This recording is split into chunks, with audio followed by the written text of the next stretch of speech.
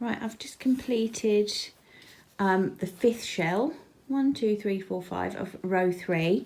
I'm now going to, I just want to show you carrying the silver yarn up the side. So I'm just going to finish off this row, 1, 2, put my double crochet in there.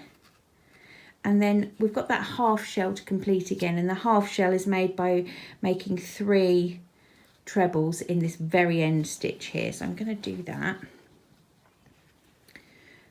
And what I'm going to do, this is 1, on the 3rd one, the beginning of the 3rd one, this is 2, I'm going to carry the silver yarn up the side. That's number 2. Now my silver yarn is still attached here. It's attached to the ball. I'm going to be working it all the way along the tail, so I'm going to run it up the side of the piece of work. If you want to cut it, you can cut it. If you want to run it up the side, this is how I would do it, I think. I cut mine, but if you want to run yours up. Right, so on my 3rd and last stitch, I'm going to put my hook through the work, and I'm going to bring that silver yarn up and over the top of the hook. Can you see it's just going over the top of the hook? All I want to do here is catch it in place so that it runs up the side of the work. I don't want to bring it into the stitch at all. So I'm going to pick up my yarn, bring it through the silver. So it's gone through the silver. Can you see? It's caught in place, and bring it through the work. All right, so nothing's happening with that yarn. It's not coming into my stitch at all. It's just carried up the side of the work. And I'm going to go round and bring through one more time. And I'm now ready to change my colour. So that's a little bit tricky. I'm going to show you one more time. I'd cut this yarn because this is take 500. But I'm going to show you that one more time. Okay, so as you know, we change colour on the last stitch of every row. That's why I'm ready to change colour. But I've also got this extra step this time because I want to carry this yarn up the side, because I'm going to need it in a minute, and I need it closer to the top of the work than it is at the moment. So yarn over, I'm going to put, I'm on the 3rd of 3 stitches here. I'm going to put my hook through the work. I'm going to bring the silver yarn up and over the top of the hook.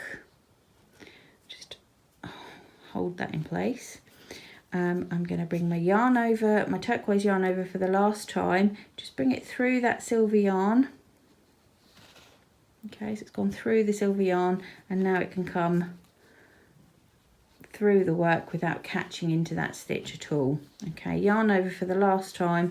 I've now got 2 loops left on the hook, and I'm ready to change colour. And when I look at the silver yarn, it's just carried up the side of the work. Now we're going to be using this in a minute, and it's going to be right up at the level of this hook here, so it's already kind of travelled half the distance so far. If I hadn't have caught it in there, it would have had to travel from the point here where my finger is all the way up here. That's a big gap, so it's better if you kind of catch it in at the base of that stitch first.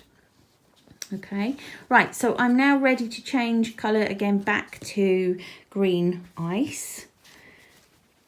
And this time, rather than just using green ice, I am actually using the silver as well. Okay, so there's a lot of yarn going on in this, but it is, you know, nothing beautiful ever came easy, did it? Right, so this time, to make sure everything is where it needs to be, I'm just going to put my silver yarn back over the top of my hook and just clamp that in place with my finger. And I've made a little hoop of the new green ice. Immediately dropped it. Let's try that again. Made a little hoop of the green ice. I'm going to put that over the top as well. And then I'm going to, now I've got them kind of both in my fingers, I'm going to pull them both through. Okay, so I've changed colour and pulled both silver, which was still attached, and green ice, which was not, back through. So a little bit tricky, little bit fiddly. It's, you know, you'll do it, you'll manage it, but if you don't want to, if you want to cut the silver thread, I did first time round on my other piece, and it worked totally fine. So you've got plenty of options if you don't fancy grappling with the yarn at the end of the row. So that was row 3. We've done our yarn changes, we're ready to go. We're going to turn, right, I'm turn my work. I'll do my turning chain, because you do 1 chain every time you turn. Oops, I've frayed that a little bit there, never mind. And off we go on row, where are we on now? Row 4. Okay, so we're starting off with a double crochet in the base of where we've just joined. That's fine. And following exactly the same pattern, we're putting shells where the double crochets were from the previous row, and we're putting a double crochet in the middle of a shell from the previous row. Now for the next few rows, this is how we're going to kind of do things. What we've looked at so far, changing colours, carrying the silver up the side, working in the silver with a new colour.